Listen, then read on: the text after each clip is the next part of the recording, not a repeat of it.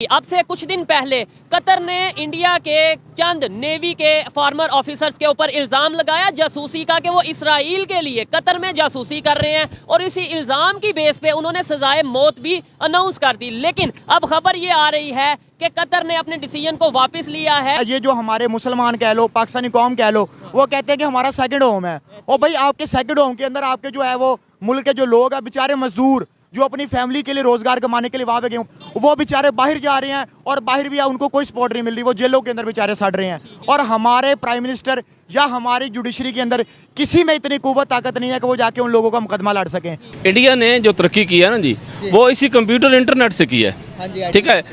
और हमारे यहाँ पे जो इस पे फतवे होते रहे हैं, ठीक है। फिर इसको हमने 2 नंबर, हम तो हर एक चीज़ को 2 नंबर कारोबार बनाया। अमेज़ॉन को देखो तो हमारे पे कई अजला पे जो है पाबंदी लग गई है कि ये लोग जो है ना बाहर बैरून मुल्क जा नहीं सकते। तो आप किसकी बात करते हैं ना, यहाँ पे इतनी हर एक चीज़ के अंदर ये तो शुक्र है कि इसके कॉइन्स हमने नहीं 2 नंबर बना लिए कि बाहर से जेब में डाल के जाती और वो हम उसके लगाती। और यानी ये जो इकॉनमी ये होती है जब मुझे मेरे मुल्क का एहसास हो, मुझे सिर्फ अपना एहसास है। दोस्तों, आपको मालूम ही होगा कतर ने हमारे 8 नेवल ऑफिसर्स के लिए फांसी की सजा सुनाई थी, लेकिन अब उसकी फट गई है। उसको पता लग गया है किससे पंगा ले रहा है। उसे पता है कि बाप बाप ही होता है। अब भारत ने उसकी कई चोरियां पकड़ी हैं। जो कतर एयरलाइंस है उसके ऊपर कई बिलियन डॉलर्स का जुर्माना ठोक दिया है। उसके 500 बंदों को और पकड़ लिया है। उसकी जितनी कंपनियां हैं उसकी सारी हिस्ट्री खोली जा रही है। पूरी दुनिया में यह बदनाम हो रहा है। और जब अपना पता लगा इसको कि मेरे साथ ये कुछ हो रहा है तो इसको अकल आनी शुरू हो गई है। अब ये माफिया मांग रहा है।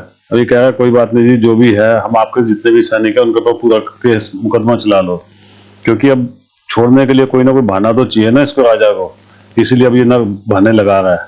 दोस्तों, अब ये इसको अकल आ गई है। आप पूरी वीडियो देखिएगा, कमेंट्स कीजिएगा, वीडियो को लाइक कीजिएगा और चैनल को प्लीज सब्सक्राइब जरूर कीजिएगा। Thank you very much. क्या समझते हैं कतर ने आज के टाइम में, जब की जंग चल रही है, आज के टाइम में इंडिया के ऊपर या इंडिया के नेवी के फॉर्मर ऑफिसर्स के ऊपर इल्ज़ाम लगाया कि ये जासूसी कर रहे हैं इसराइल के लिए, क्या समझते हैं ये सारे केस को आप?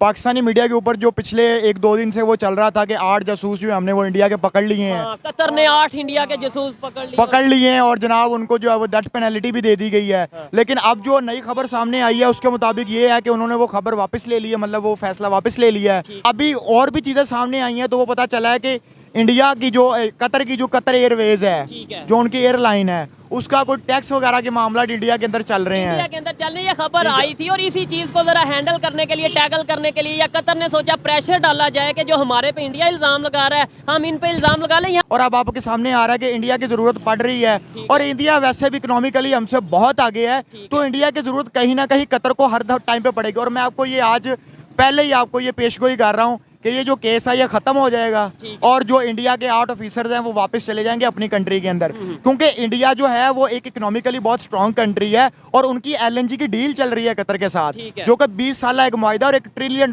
मुआहिदा है। उसको कतर कभी भी नहीं खराब होने देगा, क्योंकि कतर की आप देखें ना, कतर की पूरी जो मैशत है वो ऑयल की बेस के ऊपर चल रही है और उसने अपनी LNG जो है उसको बेचनी है और 20 साल का ये पूरा उनका प्रोग्राम है। देखिए कतर एयरवेज जो है वो पूरी दुनिया के अंदर चलती है, मानी जाती है, ठीक है, अपनी लग्जरी के हिसाब से। और इंडिया के बहुत से जो ऐसे मुसाफिर हो जो वहाँ पे इस वक्त ट्रैवल करते हैं, अगर वो उसी का बैन कर देना तो कतर को बहुत ज्यादा नुकसान होगा। ठीक है। और इस केस में अगर लेट्स सपोज कतर वक्ती तौर पे ये फैसला कर लेता है कि हम सजाए मौत देंगे, तो फिर भी नुकसान लॉन्ग टर्म अगर देखा जाए रिलेशन खराब होंगे और नुकसान ज्यादा कतर को होगा। जाहिर है कतर को नुकसान होगा, इंडिया को तो कोई नुकसान नहीं होगा। अब देखिए इंडिया जो है वो बहुत बड़ी पॉपुलेशन है, वहाँ पे उनको हर चीज चाहिए और बाकी सारे मामले भी चाहिए, वो किसी और मुल्क से ले लेंगे।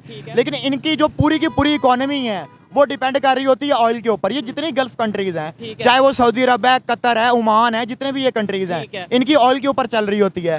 और इन्होंने इनके साथ डील बनाई और जो कि वो डील खराब करना कभी नहीं चाहेंगे और ना ये कभी डील खराब हो सकती है, इसलिए इनको वो फैसला वापस ही लेना पड़ेगा। हमारे सऊदी अरब के अंदर, कतर के अंदर, इवन कतर के अंदर जो पाकिस्तानी मजदूर जाता है वहाँ पे कितने लोग जेलों में सड़ रहे हैं यार, इनको जरा भी ख्याल नहीं है पाकिस्तानी को। हम इस्लामिक ब्रदर इस्लामिक मतलब ये है कि ये इस्लामिक नॉन इस्लामिक वाले कंसेप्ट को मैं उस तरीके से नहीं मानता। मैं मानता हूँ कि भाई जिस कंट्री का जहाँ पे मुफाद होता है वो काम करता है, वो बात करता है। लेकिन हमें यहाँ पे ये बताया जाता है ब्रदर इस्लामिक कंट्रीज, हम यूनिटी है पूरी दुनिया में, जो 57 या OIC कंट्रीज हैं सब यूनाइटेड हैं, तो हम तो इस्लामिक कंट्रीज हो के कतर की जेलों से अपने कैदी नहीं छुड़ा पा रहे। इंडिया दूसरी साइड पे जो है वो एक सेकुलर कंट्री है और हमें यहाँ पे बताया जाता है वो तो हिंदुओं का कंट्री है, तो वो अपने फॉरेन पॉलिसी को इतने बेहतर तरीके से लेके नहीं, पहले नंबर पे तो मैं आपकी इस बात से इख्तलाफ रखूंगा। कोई वो हिंदू कंट्री मुझे नहीं लगता, वहाँ एक सेकुलर कंट्री है। बताया जाता हमें ये बताया जा रहा है, हमें तो और भी बहुत कुछ बताया जा रहा है जो कि हकीकत के बरक्स है।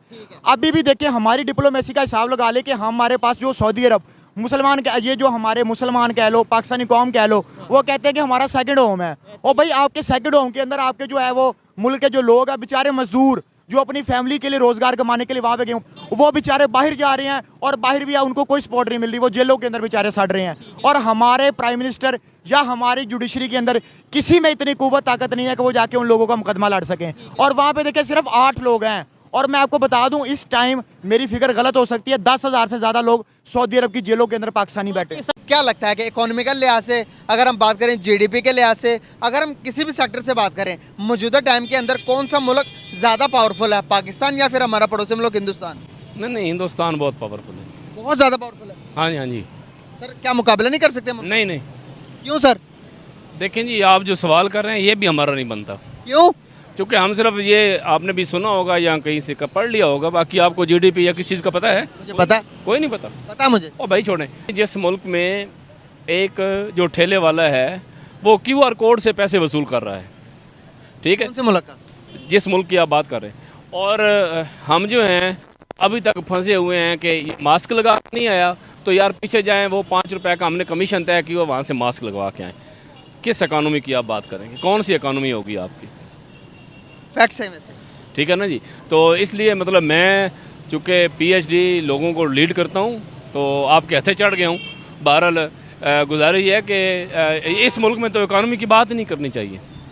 अगर हम कहें ना कि हम इकानमी की बात, तो इकानमी का लफ्ज़ ही हमारे बहुत दूर खड़ा है अभी, इकानमी जिसको इकानमी बोलते हैं, इसलिए हमें इस बात नहीं कर सकते। हम बात करेंगे तो ही आवाम को, हमारी आने वाले जनरेशन को, जहाँ पर वो यूट्यूब पर और चीज़ें देखते और वीडियोस देखती हैं, उनके हाथ पे ये वीडियो लग जाएगी तो किसी टीचर ने हमें इकोनॉमिक पर गाइड किया, तो ये बातें भी होंगी। इंडिया ने जो तरक्की की है ना जी, वो इसी कंप्यूटर इंटरनेट से की है, ठीक है। और हमारे यहाँ पे जो इस पे फतवे होते रहे हैं, ठीक है, फिर इसको हमने 2 नंबर, हम तो हर एक चीज़ को 2 नंबर कारोबार बनाया। अमेज़ॉन को देखो तो हमारे पे कई अजला पे जो है पाबंदी लग गई है कि ये लोग जो है ना बाहर बैरून मुल्क जा नहीं सकते। तो आप किसकी बात करते हैं ना, यहाँ पे इतनी हर एक चीज़ के अंदर, ये तो शुक्र है कि इसके कॉइन्स हमने नहीं 2 नंबर बना लिए कि बाहर से जेब में डाल के जाती है और वो हम उसके लगाती है। और यानी ये जो इकॉनमी ये होती है जब मुझे मेरे मुल्क का एहसास हो, मुझे सिर्फ अपना एहसास है, ठीक है। इकानमी उस वक्त डेवलप होती है जब मुझे ये एहसास हो कि ये पौधे मेरे लगाए हुए हैं, ये मैंने इधर कचरा नहीं फेंकना। ये कॉइन्स मैं एक लेता हूँ, मैं उन्हें कहूँ यार 5 रुपये ज़्यादा ले लें, मेरे मुल्क पे लग रहे हैं, अगर मुझे इसका यकीन हो कि मेरे मुल्क पे लगेंगे, ठीक है, तो फिर मैं मुल्क को फ्लोरिश करूँगा। हम मुल्क को नहीं फ्लोरिश करते, हम अपने आप को फ्लोरिश करते हैं। दोस्तों, पाकिस्तानी मीडिया बहुत खुश हो रहा था, वो सोच रहा था कि अब कतर ने हिंदुस्तान की ना गर्दन दबा ली है, लेकिन वो ये नहीं जानता था कि इधर मोदी जी बैठे हैं। कतर जैसे 500 आ जाए तो उसको नीचे पैर के नीचे मसल देंगे। दोस्तों, आज अमेरिका तक की हिम्मत नहीं है भारत से कुछ बोल जाए, और कतर की तो औकात ही क्या है, मच्छर की तरह मसल देंगे जिस दिन चाहेंगे। औकात दिखा दिया उसको। अब उसको पता लग गया है कि भारत क्या है, अब माफिया मांग रहा है। दोस्तों, बहुत जल्दी हमारे 8 भारतीय वापस आ जाएंगे और सकुशल आएंगे और बिल्कुल इज्जत के साथ आएंगे। और ये पाकिस्तान और मुस्लिम मुल्कों का मुंह पर तमाचा है बहुत बड़ा, कि किसी भी हिंदुस्तानी को अगर कोई हाथ लगाएगा तो उसके साथ पूरा देश खड़ा है, और देश अपने वीरों के लिए हमेशा खड़ा रहेगा। किसी की हिम्मत नहीं है जो किसी भारतीय को हाथ लगा दे।